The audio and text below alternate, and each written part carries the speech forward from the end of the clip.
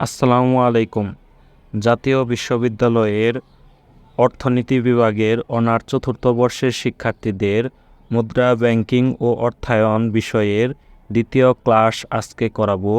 দ্বিতীয় ক্লাসে আপনাদের জন্য আমরা প্রথম অধ্যায়ের যে প্রশ্নটি রেখেছি তা হলো ফিশারের অর্থের পরিমাপ তত্ত্ব কী এবং তত্ত্বের ত্রুটিসমূহ লিখো। এই প্রশ্নটি অন্যভাবেও থাকে, ফিশারীয় মুদ্রার পরিমাপ তত্ত্ব অনুযায়ী কীভাবে মুদ্রার মূল্য নির্ধারিত হয়, এই তত্ত্বের দুর্বলতাগুলো কী কী লিখো। এটি 2018 সালে আসছিল। আমরা বোর্ড প্রশ্নের সমাধান করার চেষ্টা করতেছি। পর্যায়ক্রমে প্রত্যেকটা বিষয়ের যে বোর্ড প্রশ্নগুলো ছিল সেগুলো সমাধান করার চেষ্টা করব। তাহলে আমরা আজকের ক্লাসে পাঠে চলে যাই। আমরা প্রথমেই জানব ফিশারের অর্থের পরিমাপ তত্ত্ব এটা আসলে কি। যুক্তরাষ্ট্রের ইয়েল বিশ্ববিদ্যালয়ের অধ্যাপক আরভিং ফিশার 1911 সালে তার একটি বিখ্যাত গ্রন্থ the purchasing power of money গ্রন্থে তিনি পরিমাণ, দাম স্তর ও অর্থের মূল্য সম্পর্কে ব্যাখ্যা প্রদান করেন। ব্যাখ্যা প্রদান করতে গিয়ে তিনি যে সমীকরণ ব্যবহার করে তাই মূলত তার নাম অনুসারে ফিশারের অর্থের পরিমাপ তত্ত্ব নামে পরিচিত। এই তত্ত্বে তিনি যে বিষয়টি গুরুত্বের সাথে বিবেচনা করেন তা হলো দাম স্তর, অর্থের মূল্য এবং দ্রব্যের মূল্যের সাথে সম্পর্ক। তিনি বলেন অর্থের পরিমাণের সাথে দাম স্তরের সম্পর্ক সমমুখী, আবার অর্থের পরিমাণের সাথে অর্থের মূল্যের সম্পর্ক বিপরীত, তাই দ্রব্য মূল্যের সাথে অর্থের মূল্যের সম্পর্কও বিপরীত। আমরা একটু বিস্তারিত এ সম্পর্কে জানব। এই তত্ত্বে দিতে গিয়ে তিনি কিছু শর্ত দিয়ে দেন, অর্থাৎ তার তত্ত্বে কিছু শর্ত রয়েছে যা অনুমতি হিসাবে ধরে নেন। তিনি সমাজের মোট চাহিদা ও মোট যোগানের ভারসাম্য বজায় রাখার জন্য প্রস্তাব দেন। সমাজের পূর্ণ নিয়োগ স্তর বজায় থাকবে বলে মনে করেন। অর্থকে শুধু বিনিময়ের মাধ্যম হিসাবে বিবেচনা করেন। চতুর্থত, অর্থের প্রচলন গতিকে স্বল্পকালীন সময়ে স্থির হিসাবে ধরে নেন।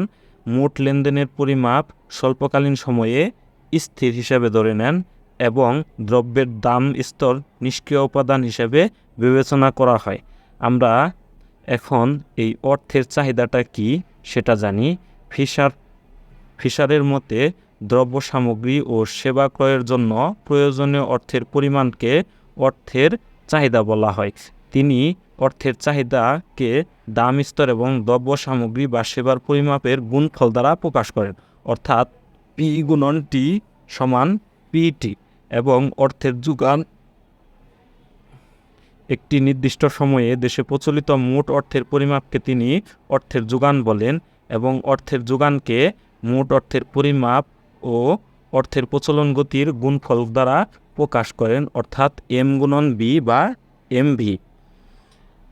ফিশার তার সমীকরণে যেভাবে উল্লেখ করেন তা হলো, আমরা আগে জেনেছি যে তিনি 1911 সালে তার বিখ্যাত গ্রন্থ পারচেসিং পাওয়ার অফ মানিতে যে সমীকরণ প্রকাশ করে তা হচ্ছে তার সমীকরণ। তিনি সমীকরণে উল্লেখ করেন যে অর্থের মোট চাহিদা এবং অর্থের মোট যোগান সমান হবে, অর্থাৎ পিটি সমান এমবি হবে। এখানে পি সমান এমবি বাই টি লেখা যায়। কিন্তু পরবর্তীতে তিনি দেখেন যে আধুনিক অর্থনীতিতে অর্থের যোগান কেবলমাত্র কাগজি নোট ও ধাতব মুদ্রা ধারায় সীমাবদ্ধ থাকেনি। ব্যাংক থেকে সৃষ্টি বিভিন্ন অর্থ এর সাথে যুক্ত হয়, যার কারণে তিনি অর্থের প্রচলন গতি ও অর্থের যোগান হিসেবে বিবেচনা করেন। পরবর্তীতে তিনি তার সমীকরণটিকে সংশোধন করে লেখেন পিটি সমান M B plus M dot B dot. এখানে পি সমান M B plus M dot B dot by T লেখা যায়। এখানে পি হচ্ছে দাম স্তর, এম হচ্ছে বিহিত মুদ্রার পরিমাপ, বি হচ্ছে বিহিত মুদ্রার প্রচলন গতি, এম ডট ব্যাংকের ঋণের পরিমাণ, ভি ডট ব্যাংকের ঋণের প্রচলন গতি এবং টি হচ্ছে মোট দ্রব্য সামগ্রী ও সেবার পরিমাণ। আমরা ফিশারের সমীকরণ পর্যালোচনা করলে তিনটি বিষয় লক্ষ্য করতে পারি। সেগুলো হলো অর্থের পরিমাণ, অর্থের মূল্য এবং দ্রব্যমূল্য। এ সম্পর্কে একটু ধারণা নেওয়া যাক। অর্থের পরিমাণ একটি দেশের মুদ্রা কর্তৃপক্ষের মাধ্যমে প্রচলিত অর্থের সমষ্টিকে অর্থের পরিমাণ বলে। অর্থের পরিমাণকে এম দ্বারা প্রকাশ করা হয়। অর্থের মূল্য, অর্থের ক্রয় ক্ষমতাকে অর্থের মূল্য বলে। অর্থের পরিমাণের সাথে অর্থের মূল্যের সম্পর্ক বিপরীতমুখী। অর্থের পরিমাণ বাড়লে অর্থের মূল্য কমে এবং অর্থের পরিমাণ কমলে অর্থের মূল্য বাড়ে।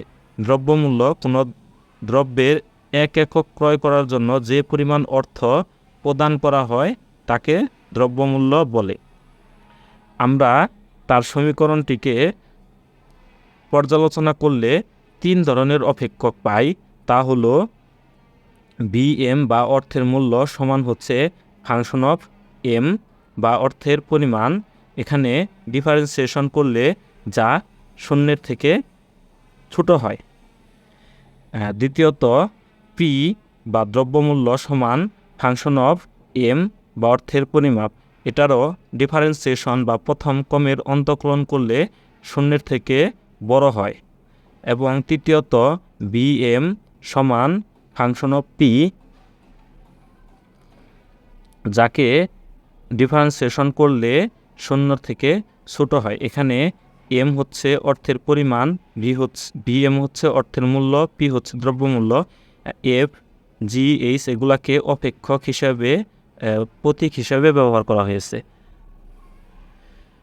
এখানে ডিভিএম বাই ডিএম বা আমরা প্রথম ক্রমের অন্তঃকলন করলে যেটা লেস দ্যান 0 হয়, এই কারণে বলা যায় অর্থের পরিমাণের সাথে দ্রব্যমূল্যের সম্পর্ক বিপরীতমুখী বা ঋণাত্মক। আবার DP by DM greater than 0 হওয়ার কারণে অর্থের পরিমাণের সাথে দ্রব্যমূল্যের সম্পর্ক সমমুখী বা ধনাত্মক, এবং DVM by DP less than 0 হওয়ার কারণে দ্রব্যমূল্যের সাথে অর্থের মূল্যের সম্পর্ক বিপরীতমুখী। আমাদের ফিশারের সমীকরণে এই সম্পর্ক 3টাই বুঝতে পারলে পুরা সমীকরণটি সহজ হয়ে যায়। এখানে যে বিষয়টা বোঝানো হয়েছে যে অর্থের পরিমাণের সাথে দ্রব্যমূল্যের সম্পর্ক হবে বিপরীতমুখী। অর্থের পরিমাণের সাথে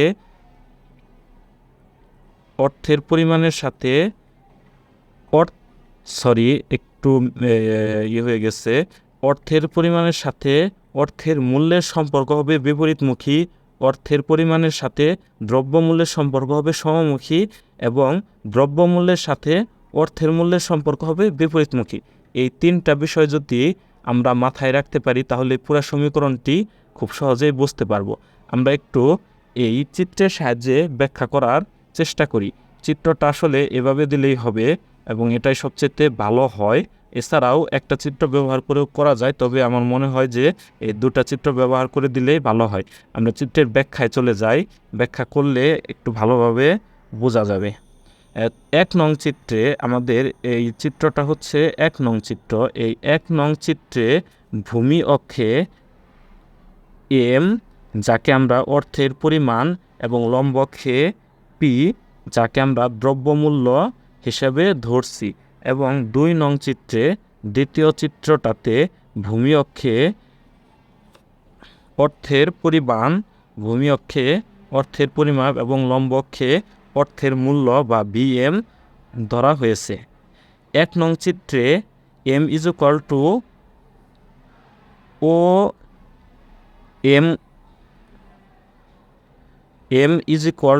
OM1 হবে। এখানে 1 নং চিত্রে M is equal two OM1 অর্থাৎ OM1 হলে P is equal two OP1 হবে। পি ইজ ইকুয়াল টু, এখানে ওপি লেখা আছে, এটা OP1 হবে, OP1 হবে।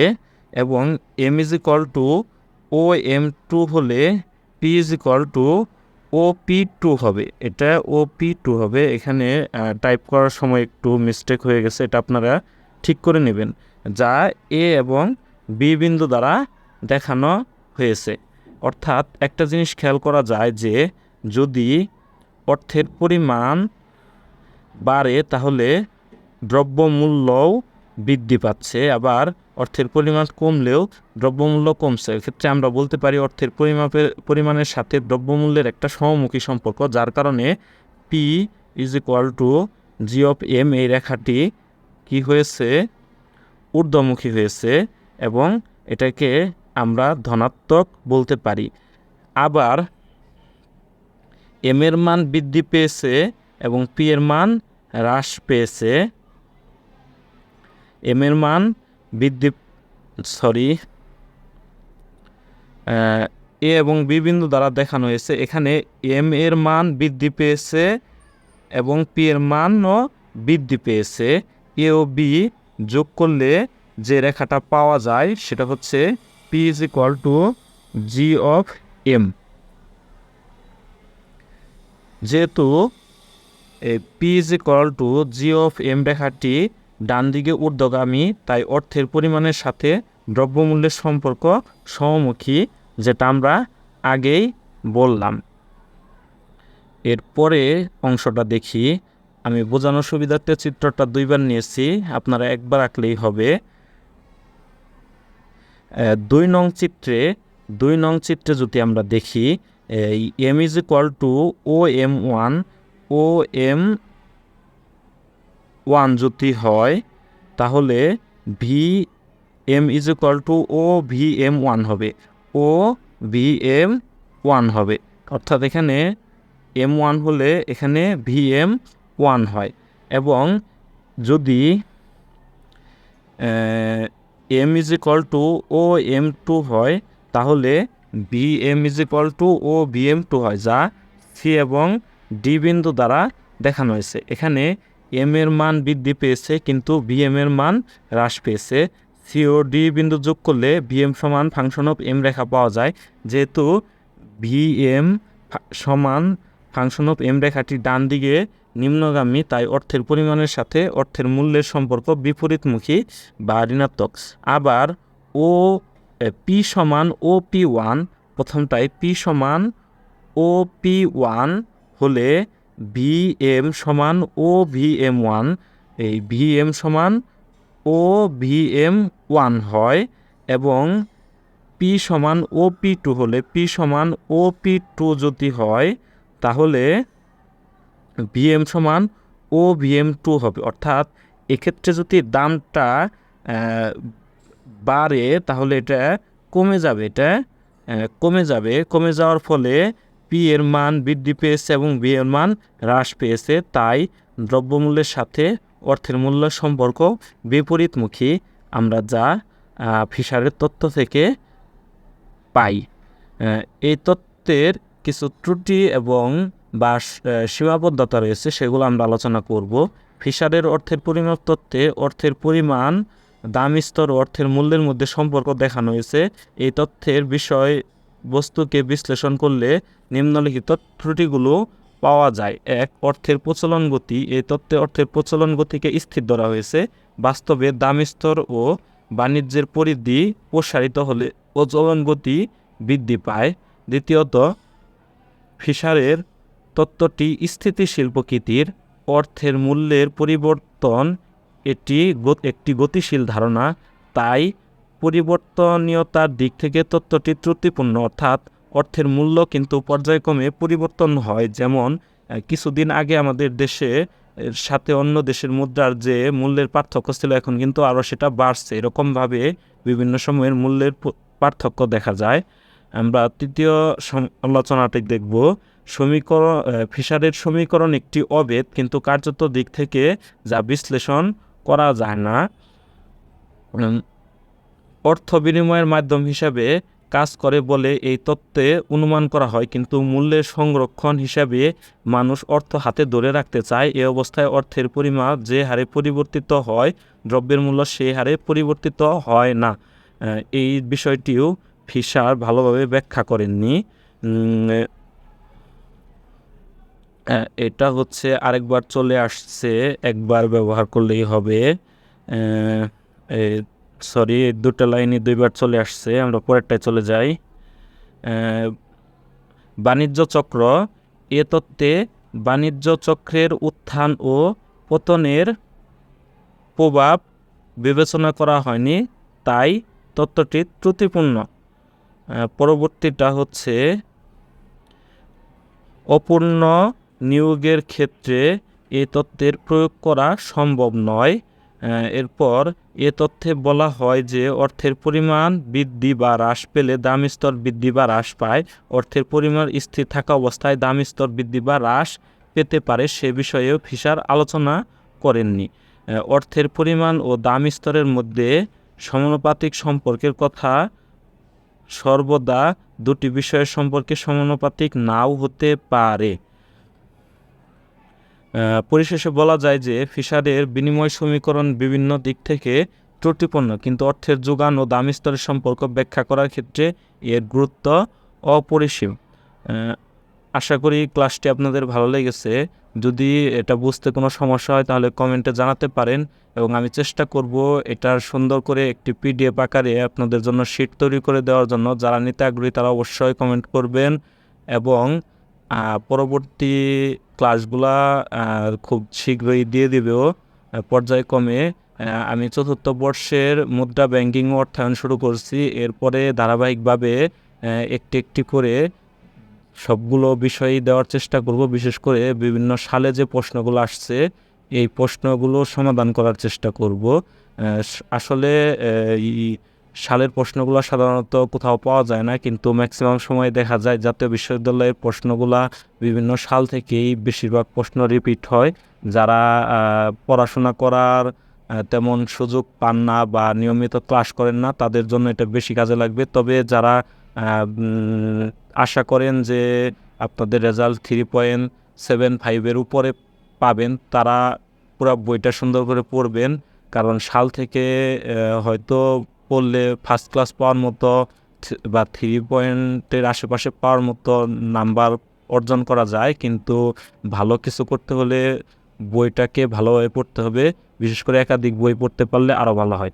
আশা করি আমার এই উদ্যোগটা আপনাদের বেশ কাজে লাগবে। ধন্যবাদ সকলকে। আসসালামু আলাইকুম।